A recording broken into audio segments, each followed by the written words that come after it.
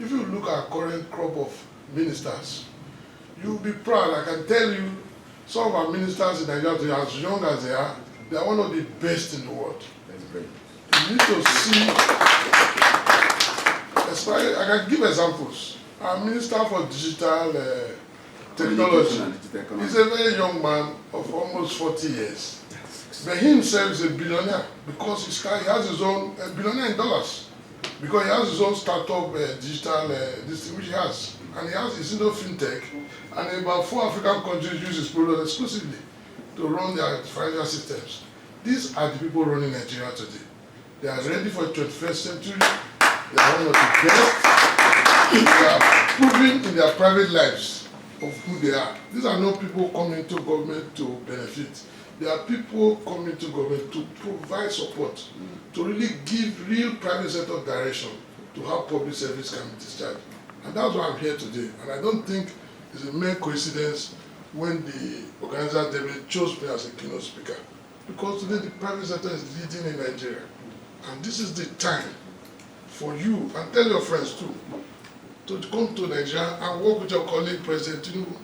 Because maybe after 8 years, he leaves, they will get another politician. But now, our colleague is there. So this is the first message all of us should get. Any policy that is hindering business, we are changing it in Nigeria. We are changing it. And I'm going to tell you, if you are not in Nigeria, definitely you are not doing business in Africa. Because we are the largest economy, we have on the highest, in terms of entrepreneurship, our people are one of the highest entrepreneurs. In the fintech industry, our banks dominate the entire Africa. Banks like UBA, which also have their legs in both New York, Dubai, London, they're international brands, which came out right from Nigeria. You have the Flutterwave, which is worth $3 billion, a fintech company, owned by Nigeria, who's under 40 years. And they are doing very well. Almost all the financial payment systems in Africa is being run by Nigerian fintechs. So what we're telling you, if I went to the US, we observe that the African business banking system is far superior to the one they will have in the US. Because in the US, before you can set any credit fund, you will have a bank account. But in my country, you don't even need to have a bank account. You only need to have an app for you to be financially literate. So what we are trying to tell you, something is happening in Africa. There is a revolution going in Africa. In fact, the whole of the United Nations this year was devoted to Africa. They were saying Unstoppable Africa was the theme. And what they are trying to tell you is that in the next 10 years, Africa will be the center of everything. With a very young population, dynamic people, and some of the most confident people. I'm sure those of you that have dealt with Nigerians, even if Nigeria cannot buy this hotel, when it comes out, when it comes around, the first thing how much is the price hotel? It's not that he wants to buy, but he wants to know how he can gauge his spirit.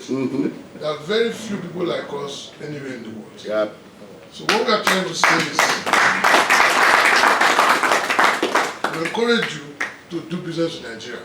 The next issue, how do you do it? It's very important that some folks who will get an email and said there's a $5 million in Nigeria, send $10,000. If you send that money, you yourself are a thief. Because if you did not have $5 million in Nigeria, what are you sending 10,000 for? So it takes a thief to catch a thief. But those people who are interested in doing honest business in Nigeria, we're ready for you. And that's why I'm here today. Personally, I'm into several sectors, and I also carry the voice of over 70 chambers of commerce in every part of Nigeria, from the Lagos Chamber of Commerce to the most remote chamber in Gombe State. So if you want to really enter Nigeria, I'm offering a platform. Even if you want to distribute your products in Nigeria without spending a kobo, I can give you 40 shops, 70 shops as I'm standing here. People at my level who can help you to distribute your products and services. And again, Nigeria also dominates the West African economy. If you go from Senegal to Lagos, some of their biggest businessmen are working in Nigeria. So, and I'm also an executive member of the Federation of West African Chamber of Commerce. I'm ready to also offer you that platform for you to do business. And there's something again also happening in Africa, which the West is losing out now. The Chinese, the Turkish, they are all relocating factories to Africa. That is the African Continental Free Trade. In that free trade, you have access to 1.3 billion people. one of the largest economies in the world. What it means is, if your product under the rules of origin, a substantial percentage is manufactured in any of the countries within the 54 states in Africa, you can export without any form of tariff to the other countries. So what are the Chinese doing? They are pushing factories down. You need to come to Ogun State. Come and see. Nigeria is already technically sufficient in glass. In fact, we are a net exporter of glass now, because the Chinese have pushed factories there. The Turkish and the whole of the Western world is sleeping now. Later you accuse us, why are we for doing business with the Chinese? Because they are answering us. Those of you only want to buy and sell, but they are pushing factories down to use Nigeria as a platform to export to several other countries, even taking advantage of AGWA, that is American Growth Opportunity Act, which you can also export to America from Nigeria if you have your factories based in Nigeria or in any African countries under that program. So what we are trying to come to tell you here is to give you the opportunity to form partnerships that can give you the advantages of co-locating in Nigeria. You don't even have to manufacture the products in Nigeria. If you manufacture up to a certain percentage, under the FCT Act, if you do up to 40% within Africa, you can export. So the product can be semi-processed here, while the final production can happen in Africa. So we are giving you this platform. We encourage you to come to Nigeria, and I can also give you the good news. Nigeria just paid $1.8 billion only yesterday to China debt, to China several things. So don't forget, don't believe in all the read in the newspaper about the bad news. Nigeria is strong. We are taking care of our oil issues, and I can assure you that the way the oil price is going, you will see that Nigeria is not only going to be back on the streets. The issue that happened before, the issue of management, has been resolved. We have an entrepreneur there now. If a man can give Dangote Industries land as far back as almost 25 years ago, when Dangote had no license, he had no idea of what factory he wants to build. That is the kind of person that is in charge of Nigeria today. He can take significant long-term decisions that will change the fortunes of Nigeria, and it will change the fortunes of your business. So these are the people we have today. And that's why I'm here before you, to let you know that you must join. Let's increase this partnership. Our current relationship is well under $5 billion. That is too small for a country like Italy. And I know through informal trade, especially for those of us that are working here and spend a lot of our passive euros, those are not captured in such relationships. But I think on the Nigerian side, we are doing far more than $10 billion in terms of how much clothes we buy out of Italy. But nevertheless, I want all of us to, I'm here to really let you know that I don't want you to miss out on what is happening in Africa. I don't see your industries there. I don't see your factories in Africa. And what is going to happen? We're going to go the other way, but it's going to bring in the factories and eventually going to be the big player. So I'm here today to give you the partnership. And if you want to go into Nigeria, I always encourage you to have a local partner. Because as a businessman, you don't have time for all the local issues. I'm here to give you that platform, and we have the Nigerian Investment Promotion Council, and that one-stop shop where you can do all the approvals. I can also tell you, there's Ambassador Bolaji, I don't want to embarrass you, but I'll tell you, I just told him now that those days, even we as Nigeria, when we come abroad, we don't go near our embassies. But the fortune has changed. The embassies of Nigeria have been made to have a very serious entrepreneurship department. And Ambassador Bolaji is personally one of those driving it fully. He's very responsive. And even the ambassador yesterday called me, small me. He called me to say, welcome, what can I do for you? And that is how it is. And that is the spirit. Our embassies are open, and they actually have targets on how much business they can push between both countries. And if you observe any of you, actually report them to us. We'll deal with it. But if you also see good things, say it to everybody. So what, you know the story now. If you observe anything bad, tell us. Anything good, say it everywhere. So that they can know.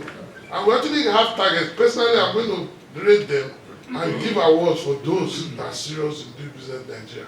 I'm not saying that, I know I'm saying your territory, I don't want to. But on the line note, serious, Nigeria is ready for business. We're open for business. The problem of Africa is the issue of managers. Today we have one of the best managers, both in public and private sectors. Lagos is an example. If you are doubting, go to Lagos. We have trade, we have everything. And most importantly, Nigeria is a leader in youth creativity today. We have the Afrobeat. what is the highest form of investment you want? We need people to help us build our tourism industries. That's a huge, huge opportunity waiting to be tapped. Because if our kids are used fuse stadiums, I can give you a good example why I tell you what the generation that is going on. Burna Boy personally to me is more important than all our other blocks. Because if Burna Boy comes to Italy today and some of you should dress like Ambassador Bolaji, you would be dressing like him. Mm-hmm. Because that's the level of followership, that's the level of control. Today, Nigeria is controlling all your kids through our music. Yeah. So we have no option. We have to work together. This is a future which is full of shared prosperity, which is full of opportunity, which is full of everything for all of us. And where people trade, they don't fight. Because it is lack of trade that causes trouble. And like Ambassador has informed you, if there is no food anywhere in the world, you yourself should be worried. Because someone that is hungry is angry. I'm not issuing a threat, I'm only saying that we all need to work with each other for a greater good. There's no use enjoying alone and leave the present. And Italy is tightly connected to all of us, if not from the way our lives.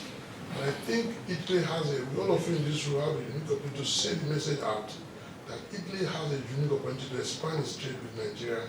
And I, as the president of the Chamber of Commerce there, am willing to provide all the platforms, all the support, and indeed, like I've said, we also have a government now who has a very serious Disney ear to business. So this is the time to be in Nigeria. And I want to say thank the organizers of this event. I've never really left my written speech, but I'll share it. But I just wanted to speak from my heart to let you know we are brothers and sisters. We love those of you that are already there. And there are challenges, those challenges are actually opportunities. But you can say in Africa, that when every problem you resolve in Africa, you make money. So I welcome all of you, and I look forward to doing business with all of you. Thank you.